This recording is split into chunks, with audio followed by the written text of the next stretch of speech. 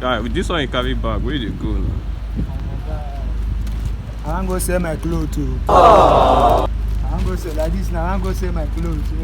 That my December clothes. Now I wan go sell like. What type of plane? I go talk say you wan go sell your clothes.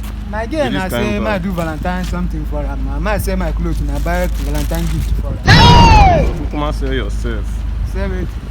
Sell your They hair. wise. This Or sell your hair. You love, you won't die for love. Guy, with this one you carry bag, where you go now? I wan go sell my clothes too. I wan go sell like this now. I wan go sell my clothes.